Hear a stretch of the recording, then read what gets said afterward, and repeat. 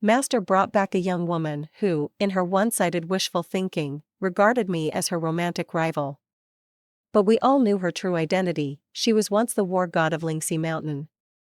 She was the senior brother who had returned to the sect after a century of tribulation. She was also my former fiancé, with whom I had once submitted our names together in the book of marriage. Immortal Master, can you really not accept Ninger as your disciple? Master's face turned as dark as iron. Get out, the young lady's eyes instantly brimmed with tears. She ran out, looking like a delicate flower battered by the rain. I grumbled in frustration, senior brother is a girl now. Can't you reject her in a more gentle way? Master glared at me.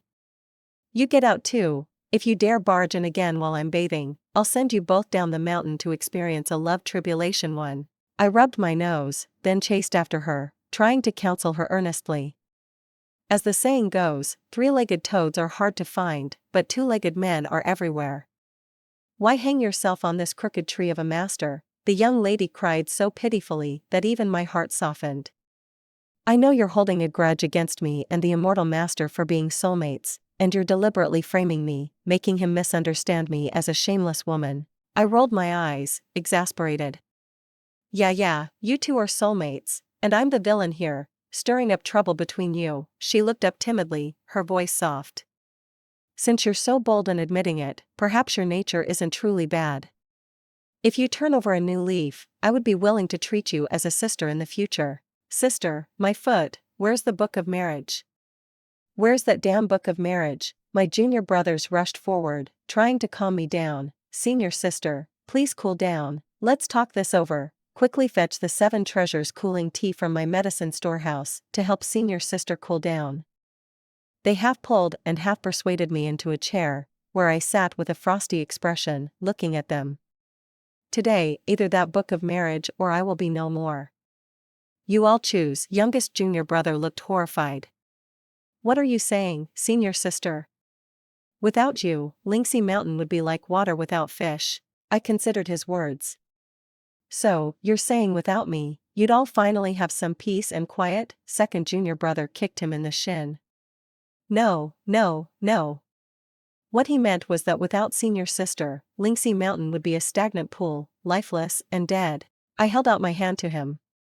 Then why don't you hurry up and bring me that book of marriage so I can burn it? Absolutely not, senior sister. Your marriage with senior brother has already been recorded by the Department of Fate. It's inscribed on the stone of 3 lifetimes. He continued to coax me. And think about it, senior sister. Senior brother is not only the war god, but he's also one of the top-ranked handsome men in all the sections. His loyalty and devotion to love are unparalleled. He's the kind of rare gem that you couldn't find even with a lantern. I raised an eyebrow and gestured toward the timid young lady outside. A rare gem? Well, junior brother straightened his neck, stammering, even though senior brother has now become Miss Ning, he's still as beautiful as a flower.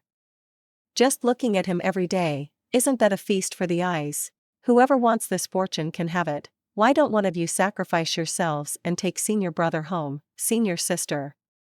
The gods are watching 3 feet above us. The junior brothers all clutched their chests, swearing to defend their purity to the death. I dragged out second junior brother. Senior brother is now as beautiful as a flower. He's more than worthy of you, isn't he? No. Every time I see senior brother, I remember the blood and tears from when he ground me into the arena floor back then. Damn it, I remembered it too. In all of Lingxi Mountain, if there were a ranking for who got beaten the hardest by senior brother, I would undoubtedly be at the top. No one else even came close. I still remembered when I first joined the sect. Because I had pulled the second elder's beard, senior brother strung me up and gave me a good beating. At that time, master was in seclusion. Although I possessed a rare, heaven-defying constitution, my cultivation was a mess, and my personality was unruly. After hanging me from a tree a few times, senior brother changed tactics. He began dragging me to the training grounds, to grind me into the dirt. And it was during this period that both my cultivation and my ability to withstand a beating improved by leaps and bounds. In the end, he became the war god famed throughout the cultivation world, and I became the indomitable senior sister of our mountain.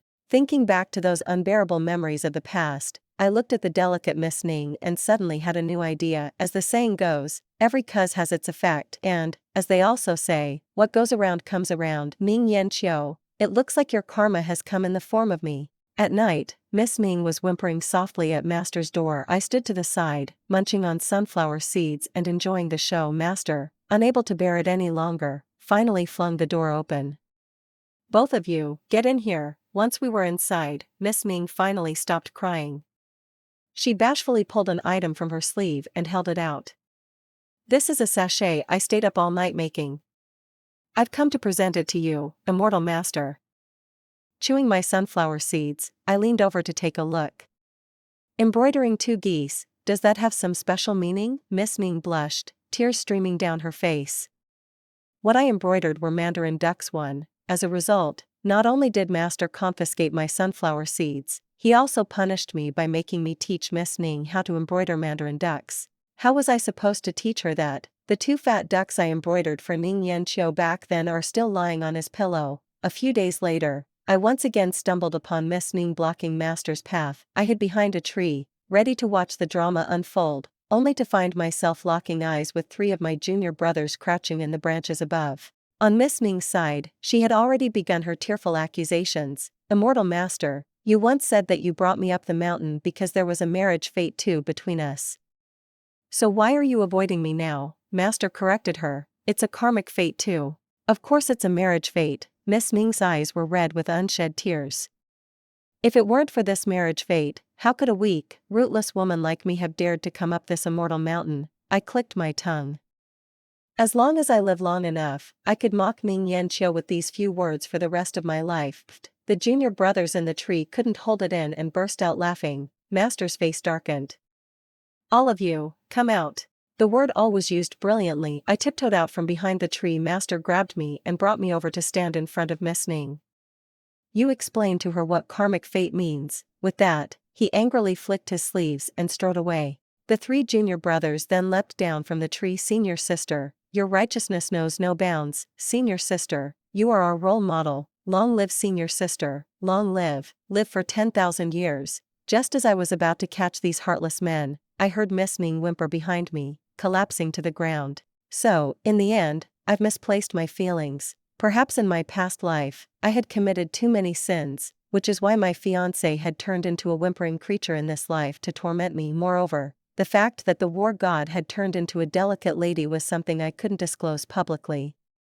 Aside from a few useless scraps within our sect, everyone inside and outside the sect believed that Ning Yan Qiu had gone into seclusion immediately after returning from his tribulation. One congratulatory letter after another came to me from afar, each one celebrating my patience, as though I had endured endless trials and was finally seeing the light at the end of the tunnel, as if I were Wang Baochuan, patiently waiting in a cold, broken-down cottage for 18 long years.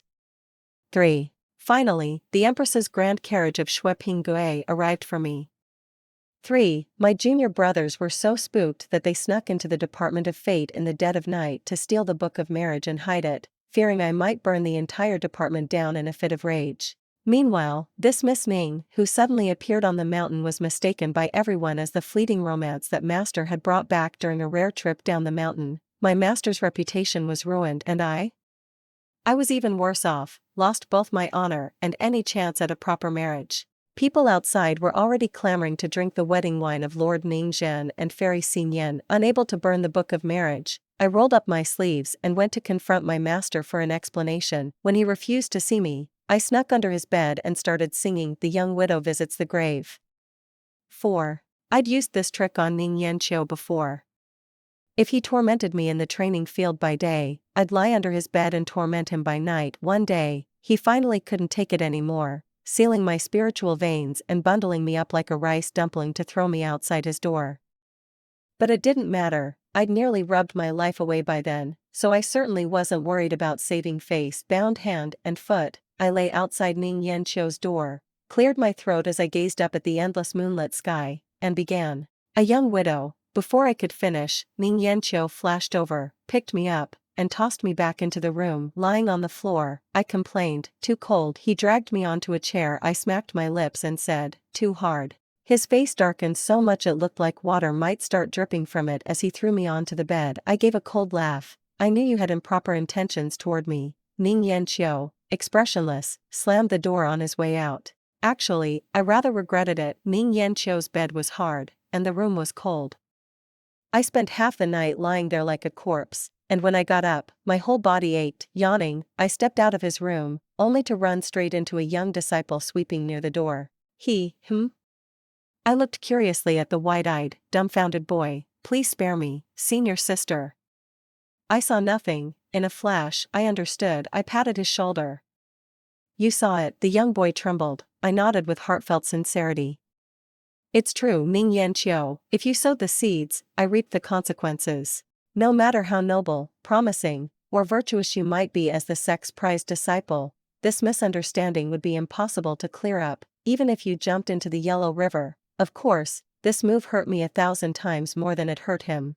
Although I had ruined Ming Yanqiu's spotless reputation, I had also sacrificed myself in the process. But it was Ming Yanqiu's fault for pushing things too far. He actually went to our master and confessed to this crime. From that day forward, I became his fiancé, my name forever linked to his in the book of marriage. I hid under master's bed, waiting for a moment when he'd return from his bath. I cleared my throat and started singing with a deliberate swagger. In the first month of the year, every household hangs red lanterns at the door. At the door of the young widow, master chimed in, there's no lantern at the young widow's door. She can only cry in front of the spirit tablet. Damn old man. He knew the lyrics better than I did. I crawled out from under the bed, and there he was, sitting cross-legged on the bed with his eyes closed, meditating. Why'd you stop singing? He asked. You finished the song. What else was there for me to sing? If you're not singing, then get out, he said, without even lifting his eyelids. After being kicked out of master's room, I decided to seek out Miss Ming on my own. If he could play dirty, I could play dirtier. Since master had dumped this mess on me, he couldn't blame me for being ruthless. Miss Ming still exuded the aroma of a green tea personality. There may be some misunderstanding between the immortal master and me. I don't hold it against him, but, miss, you keep interrupting our conversations. It does tend to give people the wrong idea. Oh, there's no need for that. I wasn't about to take the blame for this. Miss Ming nervously twisted the fabric of her sleeve. I understand. The immortal master is handsome and dignified, with peerless magical abilities. It's only natural that you couldn't help yourself. I don't. If she kept talking, a bolt of lightning was going to strike through the roof of master's room. Miss Ming clutched her chest delicately. I saw it with my own eyes, you coming out of the immortal master's room. Damn it. Should we three just die together and call it even? I gritted my teeth. As the saying went, better a friend dies than I do, so I made a decision that went against the teachings of the ancestors. Don't you want to know why master keeps rejecting you? Miss Ming stopped clutching her chest and leaned in, eyes filled with hesitant curiosity. Why? I sneered. Because he can't perform, Miss Ming gasped. He doesn't like women. Yes, wait, what? Wait, what? I blinked, bewildered. I had not just broken the teachings of the ancestors, I had practically flipped over their coffins, but Miss Ming actually believed it. Her tears started rolling down her cheeks like strands of hand-pulled Lansau noodles. I knew it. No wonder he's been so distant ever since he found out I was a woman disguised as a man. With a complicated expression, I patted her shoulder. Just, accept my condolences. Damn it, my fiancé got his heart broken, and here I was, having to comfort him personally. What is this twisted sense of betrayal? Miss Ming tearfully sobbed through most of the night. By the next day, the entire mountain knew. It turned out that the master did not fancy women. Everyone in the sect trembled with fear. Only second junior brother offered himself willingly. I am willing to sacrifice myself to ease the master's burden. Youngest junior brother, bashfully, said, if senior brother can do it, then I can too. Master, feeling an odd mix of emotion, darkened his face and bundled up these two filial disciples, tossing them down the mountain together. Get out there and experience the love tribulation, both of you. Master's mood was so foul that black clouds circled the peak of Lingxi mountain, visible even from 800 miles away, resentment practically seething into the sky naturally. He didn't show any pleasant demeanor toward Miss Ming either. With tears in her eyes, Miss Ming said, I shouldn't have stayed here, burdening everyone with my presence. I felt guilty inside. It wasn't that he was annoyed by you, he was probably just wishing he could kill the two of us together. To lighten the awkward atmosphere, I took out my cherished collection of storybooks, hoping to coax a smile from her. This one's good, it's a story about how I love him, he loves her, and he doesn't love me, he dies." Miss Ming shuddered. "Are there any other options?" I flipped through my collection. One story ended in tragedy, another one also ended in tragedy. There weren't many other choices. Before I could finish soothing the young lady, Xiaozizai Tian, our Lingxi Mountain's long-standing nemesis, arrived uninvited under the pretext of mutual training for mutual progress. Before we met, Master specifically reminded us to be careful with our words and actions, so as not to tarnish the dignity of our prestigious sect. The abbot of Xiaozizai Tian, Master Su Chen, was the first to greet us with a Buddhist salute. "It's been years since we last met, and it seems that the disciples under Lord Haoyu are dwindling in talent more and more." Master gracefully returned the salute and replied, "Indeed, we can't compare to Master Su Chen, whose ranks of little bald donkeys grow by the day." Su Chen laughed heartily. "Lord Haoyu, you're as stubborn as ever, like a dead duck refusing to admit defeat." Master clasped his hands and responded, "If a bald donkey can't use its mouth properly, perhaps it should be donated for some good karma." After a brief exchange of pleasantries, both sides proceeded together to the training grounds, ready to let their skills speak for themselves. I dragged Miss Ming along, hiding in the back of the crowd, quietly munching on sunflower seeds while we watched the show. Xiaozizai Tian sent out a squad of 10 fair-skinned, fresh-faced little bald disciples, lining them up like a human wall below the stage. As they took off their shirts, each one revealed a set of chiseled 8-pack abs. "How shameless!" I grabbed Miss Ming's hand tightly. "They came prepared for this," Miss Ming nodded solemnly. "They dare to use seduction tactics against a mortal master." I was taken aback for a moment. "No, I think they're here for me." Miss Ming looked up at me, her gaze strangely tinged with doubt. Our opponents had already made their move, so it was our turn next, but looking around, our entire sect was down to just me and third junior brother. He and I exchanged a glance, and he prepared to step forward to take them on. At that moment, Master took a step back and, without hesitation, grabbed me and tossed me onto the stage. With a handful of sunflower seeds still in my hand, I found myself momentarily bewildered. I couldn't believe it. Who would reveal their trump cards right at the start of a match? I looked back at Master, silently asking, "How many do you want me to take down?" Master casually gestured at the opposing side. All of them understood he simply wanted me dead. The other side struck first, and I found myself flanked by 3 little bald disciples with rock-hard abs. For a moment, my eyes didn't know where to focus. From below, Master Su Chen called out with a smile, "Lord Haoyu, where is that war god disciple of yours, Ning Yan Xiu? Why not let him join the fight?" Master remained silent, only giving me a long, distant look. A chill ran down my spine, and I snapped back to reality, immediately sending the 3 little bald disciples flying off the stage. Master raised an eyebrow slightly. "I'm only worried that if we win too fast, you'll all end up crying at the sect assembly again." 3 disciples were down, but even more quickly stepped up to replace them. Third junior brother was getting anxious from the sidelines. "Senior sister, maybe I should take over," I reassured him. "Don't worry. If the sky falls, your senior sister will hold it up. 1 against 7 isn't hopeless." Third junior brother, "No, senior sister, your smirk is way too smug and flashy. Tone it down. TSK, Master should have packed you off too a few days ago." A few moves later, a sudden uproar erupted below. A figure cloaked in gray appeared abruptly in the crowd, shaking a bone bell in his hand with a piercing, sinister laugh. "Follow me, follow me." It turned out to be a demonic cultivator. The sound of the bone bell was soul-captivating, and some of the lower-level disciples struggled to resist it. My thoughts immediately went to my currently frail and helpless fiancé. Sure enough, there she was, already swaying and slumping to the ground in a daze. "Hey!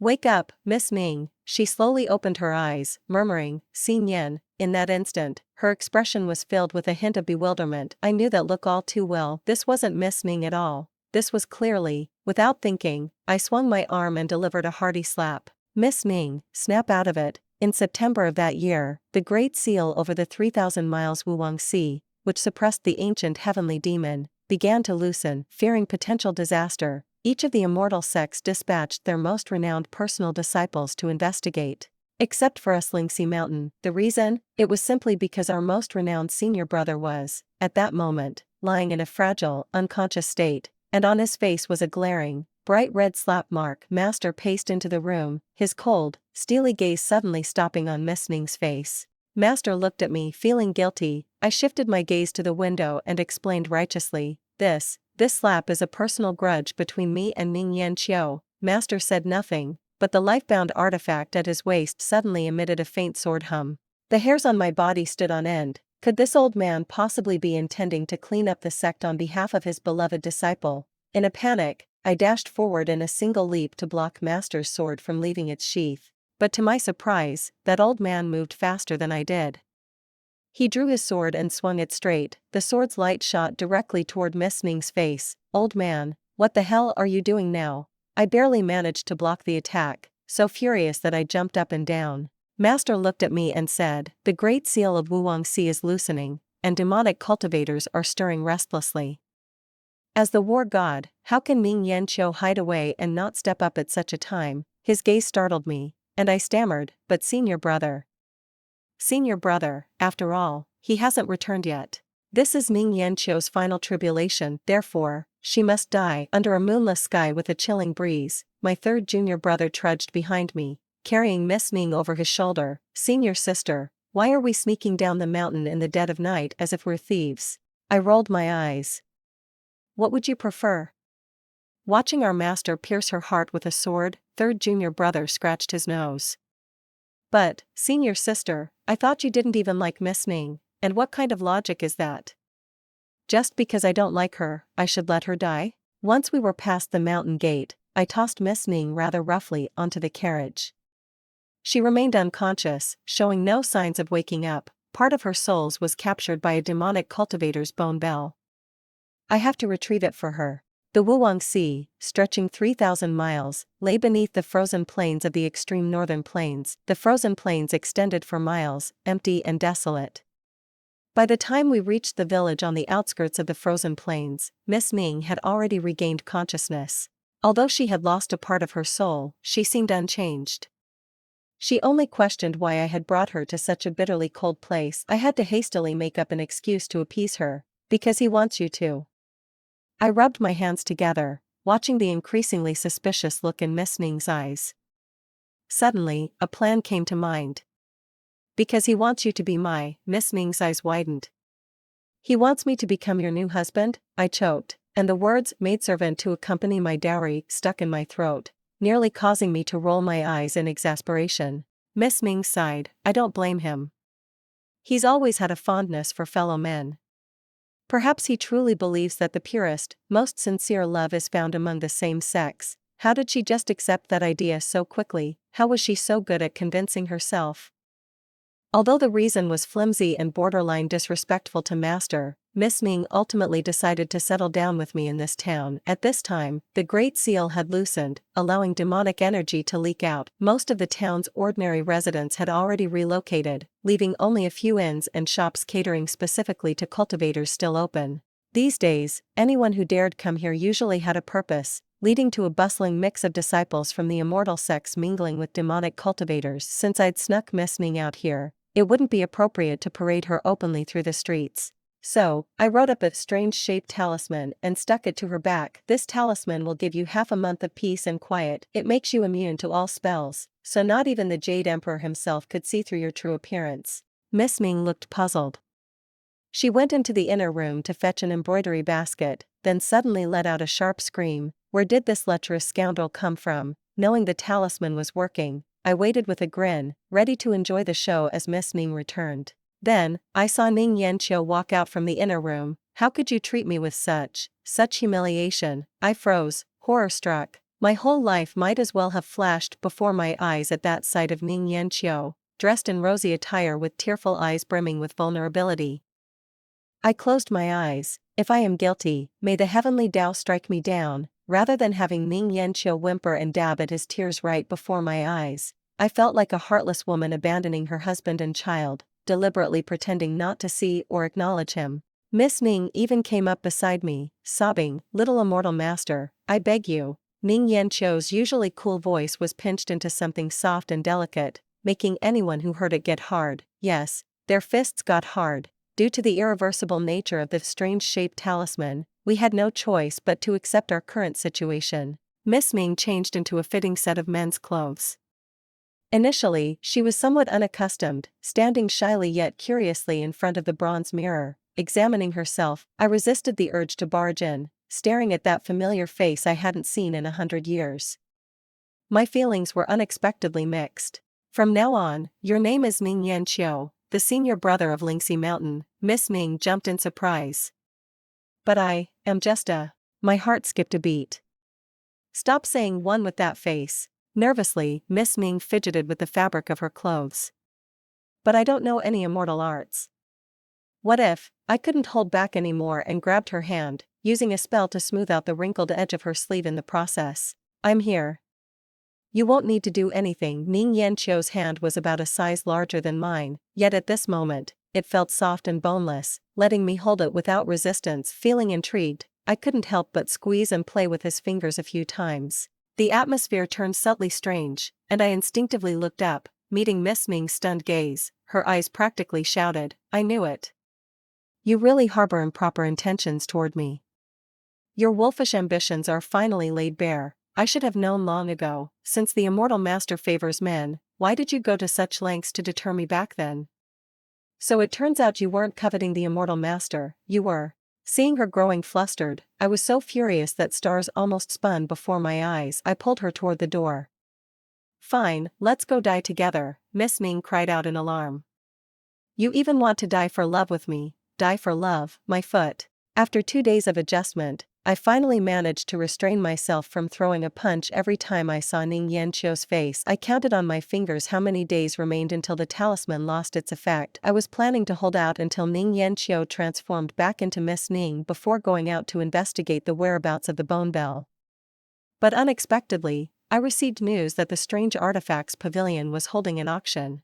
According to tradition, any rare and peculiar items would first make their appearance at an auction, and besides, the information from this place was widely circulated and would certainly be more effective than my current needle in a haystack approach. So, with her wearing a bamboo hat and me with a veil, we showed up at the auction site with an air of confidence, only to be stopped at the entrance. No entry without an invitation, I sneered.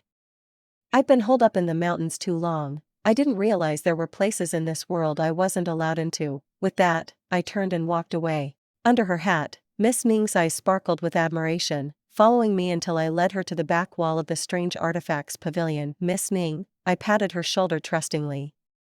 Thanks. Then, with Ming Yanqiu's tall, robust body, I nimbly climbed up the wall. Miss Ming looked down at the footprints I left on her clothes. I perched on top of the wall, extending my arm toward her. Come on. She obediently raised her arm, but then asked in confusion, why didn't you use any spell? Grabbing her hand, I heaved her up with all my strength and explained, places like the strange artifacts pavilion often have arrays that restrict spell use. After finally getting over the wall, my feet barely touched the ground before I realized something was terribly wrong. The strange artifacts pavilion not only had spell-restricting arrays, but also arrays specifically designed to counteract cultivators. This place was a haven for demonic cultivators. All my strength drained from my body, and I leaned weakly against Miss Ming. She blushed and pushed me away, saying, I know you crave my body, but for now, in broad daylight, hold back a little. Shut up, I scolded her, but my punches were so feeble they felt more like teasing. Miss Ming, sob, you're so unreasonable. I'm advising you with all my heart, and yet you snap at me. Oh, to hell with it. Feeling thoroughly defeated, I clung to Ming Yanqiu as we walked, only to have someone block our path. You two look unfamiliar, Miss Ming startled and, by instinct, almost let out a sob. I looked up at her tenderly. Swallow it back, she bit her lip pitifully, then suddenly switched to a disdainful tone as she addressed the henchman. Who do you think you are, daring to speak to me as if we're acquainted? She pulled off an incredibly icy tone with Ming Yanqiu's voice, making me feel momentarily dazed. It almost felt like my ill-fated fiancé had truly returned. The man pondered for a moment and then immediately adopted a flattering tone. Apologies, my mistake. Please, go right in. Apparently, he thought we were some rich fools, and he led us straight into the main auction hall. I pulled out a spirit stone to send him away, then squeezed onto a long bench with Ming Yanqiu. Half of his face was hidden beneath the hat, leaving only the sharp lines of his jaw exposed. His back was straight, his posture tall and proud, and even in plain dark robes, his elegance couldn't be concealed. It had been a century since I last saw him, and somehow, I even felt a twinge of nostalgia. as if sensing my thoughts, Ning Yanqiu tilted his head to look at me too. With red-rimmed eyes and lips quivering, he looked like he was about to burst into tears. I was really scared just now. Damn it, to hell with it all this time. The strange artifacts pavilion auctioned a total of 16 treasures. We waited from beginning to end, yet there was not the slightest trace of the bone bell we were searching for. Coincidentally, seated behind us were a few demonic cultivators who inadvertently exposed their identities. They didn't have enough spirit stones on them, yet they were greedily eyeing a rare spirit beast being auctioned, so I simply seized the opportunity and bid on that spirit beast myself. As expected, they approached us for conversation, though their intentions weren't entirely genuine. As long as Miss Ning didn't sob, our little setup resembled that of a mighty cultivator and his delicate young wife. It was intimidating. After exchanging pleasantries and some strategic small talk, they let something slip. It turned out that the most respected and powerful elders among the demonic cultivators had already entered the frozen plains during the last new moon. One of those elders possessed a lifebound artifact, a bone bell named Soul Caesar. No wonder that demonic cultivator managed to escape unscathed from both my master and Master Su Shen. However, not just anyone can venture onto the frozen plains that stretch across the 3,000 miles of the Wuwang Sea. Though the ancient formation was loosening slightly, it remained heavily restricted, only accessible during the new moon. We'd missed the last one, so we'd have to wait another 10 or so days. I calculated my own strength and planned to use the spirit beast as bait tomorrow, leading those 3 demonic cultivators to probe the area with us. However, an unexpected incident occurred on our way back. The spirit beast-eyed one turned out to be rather unruly, biting through the Qiankuan bag one and sneaking away. Holding the torn bag, I was utterly exasperated. After quite the hassle, I managed to catch the scruffy ferret, only to find a group of immortals gathered around Miss Ning, showering her with fawning praise and concern. Oh my, it's only been 100 years, and Lord Ningxin's cultivation level has already surpassed my feeble perception.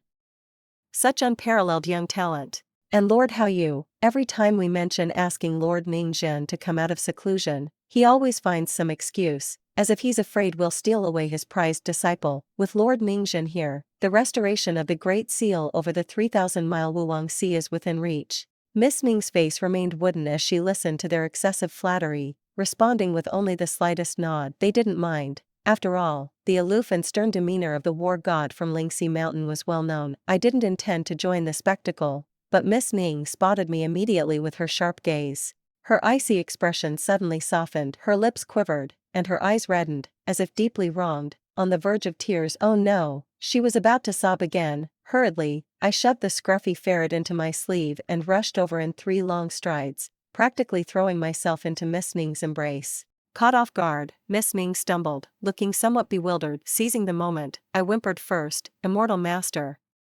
It's so chaotic here, and I'm so scared." The people who had just been fawning over Ning Yanqiu stood there, dumbfounded. Miss Ning was also stunned. After all, I was using her lines. With a veil covering my face, I nestled bonelessly in her arms, whining, "Immortal Master, the way they're looking at me is creeping me out.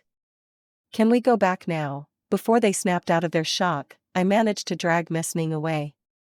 In the end, they were left behind with complicated expressions, staring at each other in confusion. Good news, Miss Ning successfully concealed her whereabouts. Bad news, Ning Yanqiu was exposed. As the war god of Lingxi Mountain, Ning Yanqiu's strength was naturally formidable. If he had kept a low profile, it wouldn't have been an issue. But since he appeared at the Wuwang Sea, everyone would inevitably assume that Lingxi Mountain's sect leader had sent him, intending for him to join other sects in reinforcing the Great Seal that suppressed the demon clan. It was only a matter of time before this news reached Master's ears. That old man had the power to shrink the earth to mere inches. He'd probably be here within 3 days to deliver a righteous punishment with his own hands. Unless I could somehow provide him with a true blue war god of Lingxi Mountain, I looked meaningfully toward Miss Ning, who was currently using Ning Yanqiu's appearance while doing needlework. Her stitches were fine and delicate, already forming the early shape of a twin lotus. For Master? Miss Ning shook her head. Just random embroidery. My skills aren't great, so I wouldn't gift it. TSK, if she knew that Master's real intent was to trade her in exchange for senior brother, she'd probably stitch that twin lotus right into that old man's face, to vent her anger. I paced around the room twice, then decided that heading out early tomorrow with those 3 demonic cultivators would be the safest option. Dueling with the demonic cultivators might offer a slim chance at survival. With Master, I'd be pulverized into dust. So, I spread a rumor that the rare beast had escaped into the frozen plains. Though shabby looking, that scruffy ferret could locate treasures within hidden realms, and those 3 demonic cultivators, greedy as they were, would surely risk it all for that opportunity. To avoid exposing my identity, I gritted my teeth and slapped a strange-shaped talisman onto myself. I watched as my own form began to stretch, my hair lightening bit by bit, transforming into a face etched into my bones with unforgettable familiarity. Miss Ming happened to enter, gasping as soon as she saw me. "Immortal Master, why are you wearing Miss Xing Yan's clothes? Almost here." "Almost what?" "My death. It's almost here," Miss Ming consoled. "Since the Immortal Master has a fondness for men, seeing your remarkable demeanor and distinguished appearance, surely he wouldn't have the heart to harm you." "No, he absolutely would. In fact, he'd be eager to do it, because he's a lonely, perverse old man. He absolutely wouldn't allow another old man who looked exactly like him to be breathing in front of him at this point, unless I could hide long enough for the talisman to lose its power and evade discovery. There was no escaping my master's merciless grasp.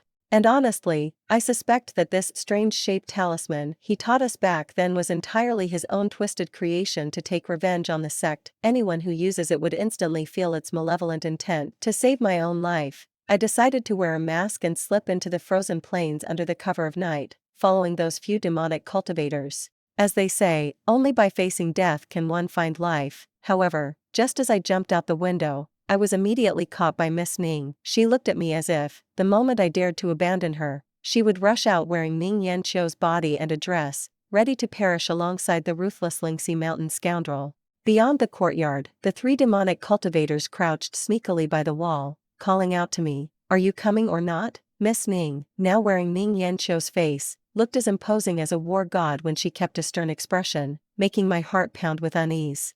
It felt as if I had returned to those early days on the mountain when he used to hang me up and beat me. I cleared my throat and gruffly said, "Got caught by my wife. You all better run, or else she'll be out here soon to eat you all alive." One of the demonic cultivators clicked his tongue. "Your wife is fierce. But remember our deal, whoever catches the golden ferret first gets to keep it. Don't even think about backing out." As their footsteps faded, Miss Ming suddenly flushed red, flinging her words at me. "You truly have no shame." "I've come to terms with it. If King Yuan wanted me dead by midnight, Master would have me packed and sent down by 10. Struggling was meaningless. Might as well let go. I was the master, and Miss Ming was the senior brother. Together, our dual swords are unmatched. There's nothing we can't mess up." So, I paraded around with Miss Ming, boldly showing off. In less than half a day, word spread that the immortal lord of Lingxi Mountain had personally set off for the Wuwang Sea to seal off demonic energy. The many cultivators gathered here, awaiting the arrival of the crescent moon day, were all deeply moved and full of admiration. "Lingxi Mountain is truly noble. Lord Hao Yu is so righteous." Then they quickly turned to message their own sects, calling for reinforcements. "Hao Yu is out. Urgent. Get here fast." With that call, half of Immortal Sect's forces came rushing in. Before my own cultivation level could be exposed, I slipped away with Miss Ning in tow. Unexpectedly, on the road, we ran into those 3 demonic cultivators again. Somehow, fortune must have smiled on them. Not only did they escape unscathed, but they also managed to capture the golden ferret. We agreed, the golden ferret is ours. But hey, we're not selfish. And with that, they pushed forward a frail girl with a hood over her head. "Sure, your wife is pretty, but she's no good, too fierce. We brought you someone more easygoing." "Wait, since when were demonic cultivators so considerate?" Before I could refuse, they gave a dismissive wave and left this living person in my care. Miss Ning quickly rushed over to remove the hood, only to freeze on the spot. "Senior brother," the voice that came out was rough and low, a man's voice. Without a doubt, I thought I had fallen into some trap, so I hurriedly turned around. "Who are you?" It actually had Miss Ning's face. The other party reacted faster than I did, dropping to his knees, calling out, "Master." "It's me, Xue Yu." I was dumbfounded. Third junior brother. This storyline was more twisted than my own love life. The 3 of us sneaked back into the room. I glanced at the frail and delicate imposter Miss Ning in front of me. "You say you're Xue Yu, how can you prove it?" Third junior brother sniffled a bit, then suddenly pulled out a halberd from his mustard seed space one. After waving it around, he abruptly raised his voice, "A young widow like me, since when did the young widow visits the grave become the Lingxi mountain folk tune?" Miss Ming swung the halberd. The impact was no less shocking than seeing Lin Diyu wielding a tree as thick as a bowl, charging back and forth before me. Reflexively, I clamped a hand over his mouth. "All right, that's enough," third junior brother, feeling wronged, whimpered, sob. Miss Ming looked at herself, holding the halberd in a warrior's pose, then twisted her handkerchief and whimpered, "Sob." I slapped the table. "Both of you, swallow those sobs back." As the crescent moon drew near, I planned to find a temporary place for Miss Ming to settle. When third junior brother found out, he shamelessly tagged along. "Miss Ming has lost part of her soul, yet she doesn't look any different from usual. Could there be a mistake?" third junior brother whispered as he sidled closer. So, I bent down and murmured back into his ear, "You could just ask out loud."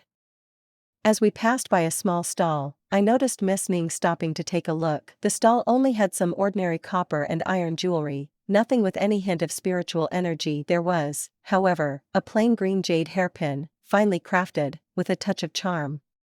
Without much thought, I picked it up and inserted it into third junior brother's topknot. "If you want it, just say so." "It's not like I ever said I wouldn't buy it for you." Third junior brother was baffled. "I didn't want it." I gave him a calm glance. "No, you do." Third junior brother, sob. "I want it." After wandering around town, we hadn't found a safer option than having Miss Ming stay with me. The demonic energy leaking from the Great Seal was stirring up numerous demonic cultivators. Their techniques were often dark and venomous, and they tended to use ordinary women and children as vessels. Leaving Miss Ming alone here would almost certainly mean that by the time I returned, she would have been refined into a tool by some ill-intentioned demonic cultivator. Back at the inn, I casually plucked the hairpin out of third junior brother's hair and tossed it to Miss Ming. "For you." Third junior brother clutched his chest sorrowfully and said, "The bonds and time we shared over these years, in the end, it was all in vain." Miss Ming blushed, clutching the hairpin awkwardly. After hesitating for a good while, she finally whispered, "Thank you, Miss Xin Yen." Later, she borrowed the kitchen from the innkeeper. Cultivators generally practiced anedia, and only a few would occasionally eat something other than spiritual elixirs, mainly to satisfy their cravings. For instance, someone like me. Just as I was figuring out how to nonchalantly get myself a bowl to eat, Miss Ming returned carrying a tray.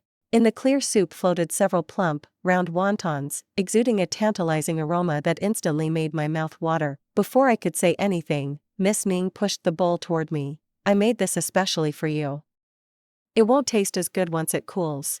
I paused, looking at Miss Ming again. She still wore the appearance of Ning Yanqiu. When he did not smile, he appeared distant and indifferent, but when he smiled, it was as if spring had melted winter's snow, captivating all who saw him. But would the real Ning Yanqiu ever smile like this? I used to believe a century would pass in a mere flicker of time, but now I realized how many things had faded quietly from memory. I stirred the wontons in the bowl and said, "I didn't expect you could make a soup dish like this." Miss Ming seemed a bit embarrassed. "This is the only thing I know how to make." Ning Yanqiu also only knew how to make this, and his technique was terrible. Back when I first joined the mountain, I hadn't yet begun practicing anedia, and master was often in seclusion, so I was like a wild monkey left to fend for myself, foraging for spirit bird eggs and wild fruit in the mountains to roast when I got hungry. That was when Ning Yanqiu scolded me. At that time, although he had an air of maturity beyond his years, he still looked well-mannered and refined. Even though I was utterly miserable hanging from a tree after he strung me up and beat me, I was far from feeling defeated inside. He berated me as unruly and unfit for any important responsibilities until he discovered I was stealing bird eggs and spiritual elixirs simply because I was hungry. That was the first time Ning Yanqiu displayed an emotion other than anger. That very night, I discovered a bowl of hot soup with meatballs and dough strips placed in my room. Every day after that, it appeared like clockwork, and so, I drank the meatball and dough soup left by this stranger for an entire month. Until one day, by chance, I wandered into Ning Yanqiu's courtyard. Ning Yanqiu was a natural talent in cultivation, channeling qi at 13, mastering talismans, formations, and having slain countless spirit beasts, but cooking was a skill he lacked entirely. He'd wrap each meatball meticulously in dough, only to have them all fall apart in the soup pot. My brows knit into a deep frown, my distaste clear, yet I did nothing and obediently returned to my room to train. That evening, as always, a bowl of meatball and dough soup appeared on my table. It wasn't tasty by any measure, yet somehow, I detected a unique flavor in it, but that didn't stop him from stringing me up in a tree for another beating the next day, especially once he saw that I was just as unruly even on a full stomach. As I was eating happily, Miss Ning shyly showed me her newly styled hair bun. She'd used the very hairpin I had gifted her. I wanted badly to tell her that the strange-shaped talisman hadn't lost its effect yet. She was still wearing the face of Ning Yanqiu. Ning Yanqiu, dressed as a woman, styling a hair bun, shyly asking me if the hairpin looked good, and here I was, doing my best to nod earnestly. Yes, it looks really good. For all the bad deeds I, Xin Yin, have done, today's karma is well deserved. There were less than 5 days remaining until the next new moon. Calculating the timing, Miss Ning's strange-shaped talisman should be expiring soon. When the new moon arrived, it would be possible to approach the frozen plains surrounding the Great Seal. Although the disciples from the sects could not assist in reinforcing the Great Seal of Wuwangxi, they would undoubtedly enter the frozen plains on the day of the new moon to prevent demonic cultivators from seizing the opportunity to cause chaos. For now, the only option was to bring her along. In the event we encountered that demonic cultivator wielding the soul-capturing bell, the other sect disciples could look after her, a vulnerable woman with no means to defend herself, at least to some extent. Upon hearing this, third junior brother approached and suggested that, since he couldn't return to Lingxi Mountain for the time being, he might as well stay behind to protect Miss Ning. I found this rather curious. Judging by his current appearance, he must have also used the old man's strange-shaped talisman. However, disciples assigned to investigate the demonic energy leakage had already arrived. The task of repairing the Great Seal of the Demon Clan typically fell to the sect elders or top disciples with exceptional cultivation. For those like me and a few of my junior brothers, who were neither the best nor the worst, we were often left to guard the mountain. Only after asking, did I learn that he had been thrown out by our master, sent to find Miss Ning and me. And what about master? Third junior brother replied, didn't I mention it earlier? He set out a day after me, so he should have arrived by now. Senior sister, please, let's talk about this. It's not worth using your life-bound artifact. Inside, things were in complete chaos when suddenly, a strange noise came from outside. The heaven dog has devoured the moon, someone shouted, and I pushed open the window to see the moon seemingly swallowed by darkness.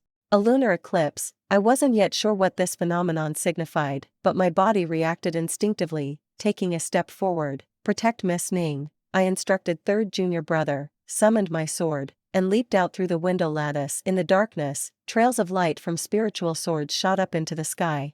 Upon entering the frozen plains, we discovered that the restrictions on cultivators surrounding the Great Seal had vanished. We descended with our swords. The lunar eclipse had ended, and under the pale, cold moonlight, a red mist seemed to be surging from the center of the frozen plains, pressing toward us. An old white-haired Taoist in tattered robes ran against the crowd, shouting, "The Great Seal is breaking. The Wuwangxi is drying up. All life will be devastated." As soon as these words were spoken, every cultivator wore a grim expression. Though the old Taoist seems crazed, from the strange phenomena emerging from the depths of the frozen plains, it seems the Great Seal truly is in peril. The demon clan had been sealed under the Wuwangxi for tens of thousands of years. If something truly happened to the Great Seal, ordinary cultivators would be powerless to stop it. However, everyone only hesitated for a moment before summoning their life-bound artifacts. If the Great Seal of the Wuwangxi were to break, it would spell disaster for the entire Wuxiang continent. Someone shouted, "How can any egg remain unbroken when the nest is overturned?" One. Those who cling to life and fear death are unworthy of the path of cultivation. With that, even more people mounted their swords and soared into the air. If calamity threatens all beings, even if it is heaven's will, we shall defy it. As the words echoed, the powerful cultivators of each sect surged toward the center of the frozen plains in unison. I was still hesitating when Master Suchin approached from behind, leaping forward with his staff in hand. "Lord Hao Yu. This time, it's my turn to go first." Though my cultivation was insufficient, since I was currently wearing the face of Master, I could not act like a coward, dishonoring my sect. I stepped onto my spiritual sword, summoned my life-bound artifact, and followed closely, flying toward the place where the red mist churned. The great seal had indeed broken. Blood-red energy surged into the sky like a hellish sea of blood, seeming to carry with it the shrieks of countless tormented souls.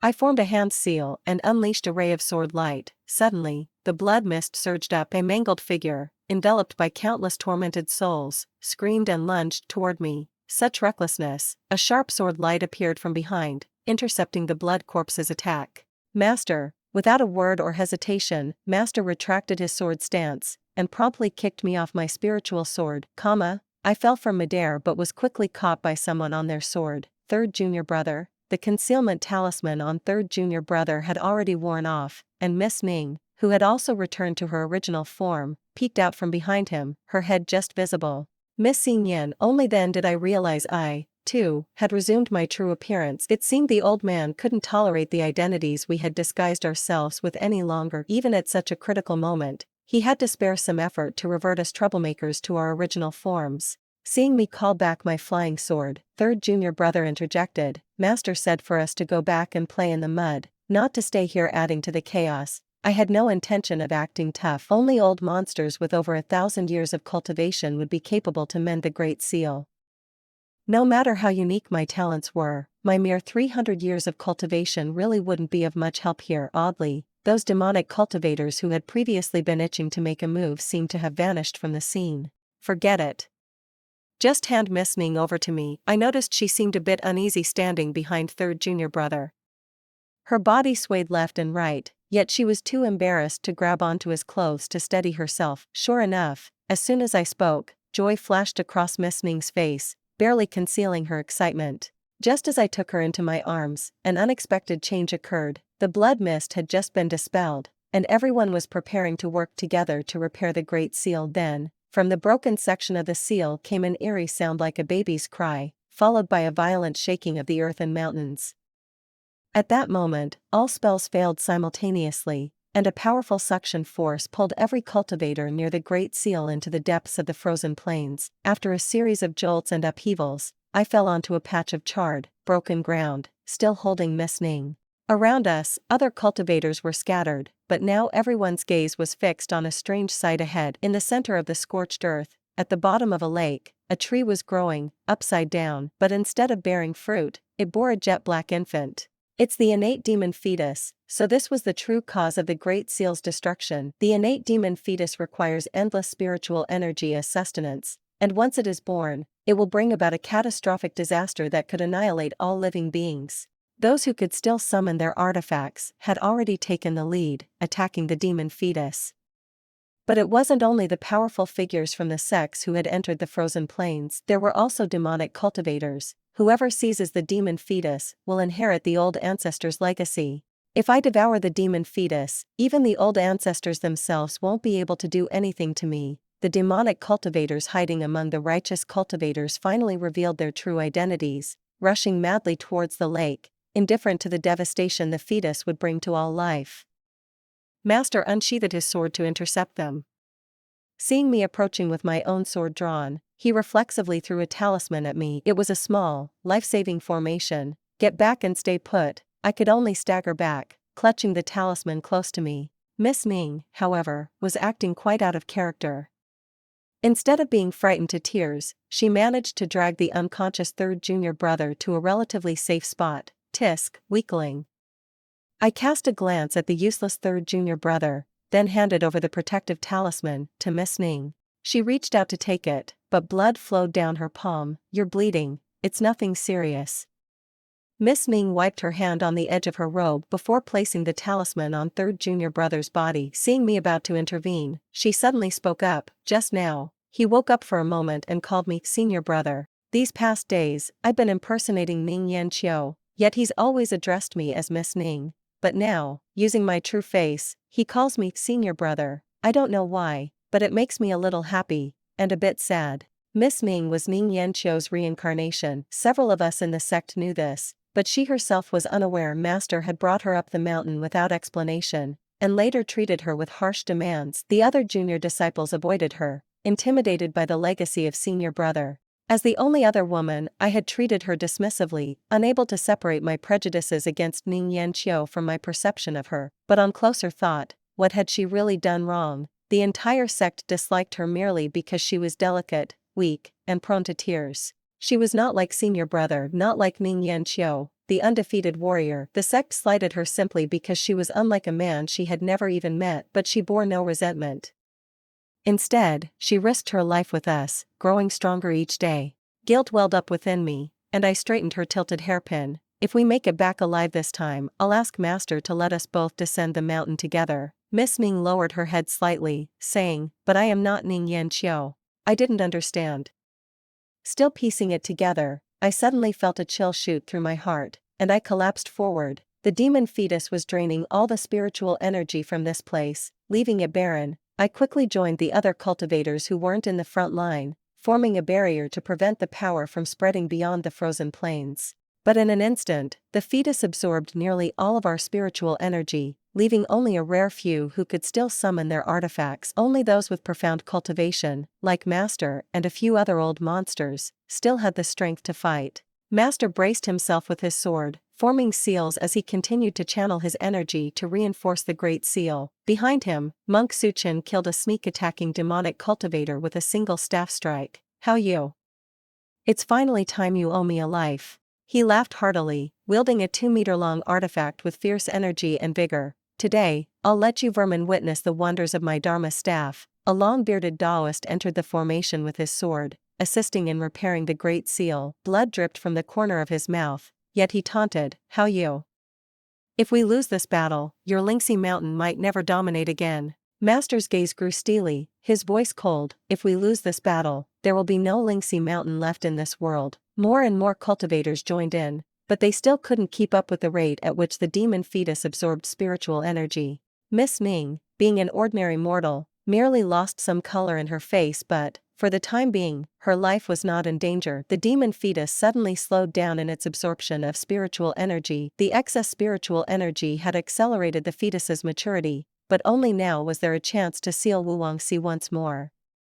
The flow of spiritual energy no longer disappeared like water into the ocean. The lake, transformed by the Great Seal, finally began to slowly shrink under the desperate efforts of several powerful cultivators. There was still time. Just then, a cultivator suddenly turned traitor. He took out the bone bell, using the souls within it as a guide, and successfully entered the center of the lake. Seeing the ritual nearing completion, I gathered my remaining spiritual energy and summoned my life-bound artifact. My greatest skill had never been the sword. The treasured Yin Yuan bow materialized, with my left hand holding the bow and my right hand gathering spiritual energy into an arrow. I drew back the bow and raised my head. In an instant, the arrow, trailing a streak of condensed spiritual light, shot straight toward the heart of the lake. The demonic cultivator and the innate demon fetus were pierced by the arrow on the spot. The bone bell fell from the demonic cultivator's hand, his body disintegrating into a cloud of blood mist, which the demon fetus instantly devoured. From beneath the frozen plains came the sound of an infant's wailing once more.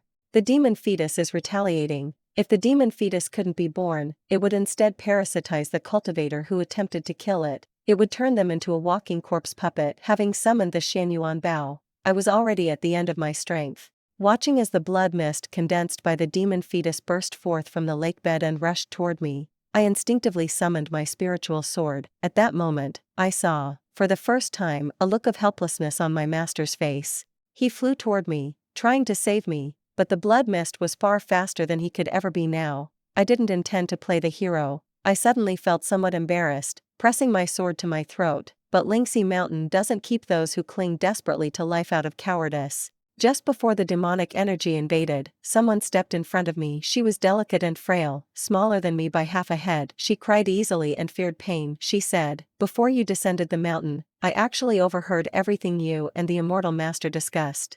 When everyone in the world wanted me dead, you were the only one who genuinely wished for me to live. I am not Ning Yanqiu. I cannot save all beings. I only want to save you." Demonic energy had invaded her body, and Miss Ming's eyes were already blood red. Blood streamed from her 7 orifices, yet she only concerned herself with wiping away the tears that had fallen from my eyes. One corner of the Great Seal at Wuwangxi. "I don't want it to be filled with your life." I grabbed her hand. "Then does it have to be yours?" Miss Ming held me close, guiding the spiritual sword into her own chest. "A woman without a husband has no place in a graveyard." Help me erect a monument. It will be as if I lived a life in this world. War God Ning Yan Qiu, I'm giving him back to you all. After the battle across 3,000 miles of Wuangxi, no one dared to dispute Lingxi Mountain's place as the leading sect. First, there was Fairy Xing Yan sacrificing herself to slay the demon fetus. Later, the war god Ning Yan Qiu turned the tide of battle, single-handedly establishing the Great Seal. Yet, all the major sects had lost many cultivators. The elders were either in seclusion or recuperating. I sat alone on the rear mountain, carving a stone slab with a chisel, stroke by stroke. At this moment, Ning Yan Qiu walked over, backlit by the sunlight. His tall and stately figure came into view as he approached. As the light faded, his face was revealed, handsome yet devoid of emotion. It was truly Ning Yan Qiu. I lowered my head again. Are you carving a tombstone? I ignored him and continued working. Ning Yan Qiu didn't seem annoyed. He crouched beside me, reading aloud. Grave of beloved wife, Lady Ning. I went down the mountain to ask, and they said only married women could be buried in the graveyard. I didn't feel embarrassed. I simply set the stone upright, glanced around, but still felt a bit unsatisfied. Ning Yan Qiu didn't react, merely glanced at it with me, pointing to one spot. You haven't carved the full name. I pursed my lips, feeling a sudden pang of melancholy. I don't know her name. From the day she arrived, everyone had only called her Miss Ning. She lived such a brief life, yet she left behind not even a name. After placing the stone, I suddenly felt it was pointless. This spot didn't even qualify as a symbolic grave. When Master returns from seclusion, I'll request to descend the mountain and undergo tribulations. With a heart unsettled, cultivation would be pointless. But then Ning Yan Qiu suddenly took hold of my arm. Surprised, I turned back to him. Although our names had been paired in the book of marriage, Ning Yan Qiu had never treated me as his fiancé. In our youth, he had hung me up and beaten me. When we grew older, he switched to thrashing me around in the training yard. When we'd finally sit down to practice mantras, he was stricter than even Master. Could it be that after returning from his tribulations, he had suddenly developed feelings for me? Facing my scrutinizing look, Ning Yan Qiu didn't let go of my arm. I'll tell you her name. It took me a moment to realize what he meant. Her name was Ning Lang. She liked osmanthus candies, wasn't a good cook, and only knew how to make wontons. She once embroidered a pair of twin lotuses, worried others wouldn't like them, so she secretly made them into a sachet and kept it close. Her most treasured possession was a jade hairpin given to her by someone. Everyone in the sect had kept silent about Miss Ning's background, much less details like these that no one else knew. So how did Ning Yan Qiu know? Amid my astonishment, a wild guess surfaced in my mind, yet it was too unbelievable, and I quickly dismissed it. I laughed. How could that be? Ning Yan Qiu, there's no need for you to go this far to console me. Ning Yan Qiu's face remained impassive, yet his cheeks slowly flushed pink. What, do you really need me to sob right now for you to believe me? I blinked and, without thinking, blurted out, then go ahead, sob. With a cold face, Ning Yan Qiu scoffed, you always made me swallow it back before. I froze on the spot. Do you believe me now? Ning Yan Qiu suddenly produced a familiar green jade hairpin, gently tucking it into my hair. A faint smile appeared on his face. That day, after I shattered the soul-capturing bell, the part of my soul that was lost returned, and I slowly started to remember. The jade hairpin you gifted me was shattered at Wuangxi. I followed my memory and carved a new one. This time, it's my turn to give it to you.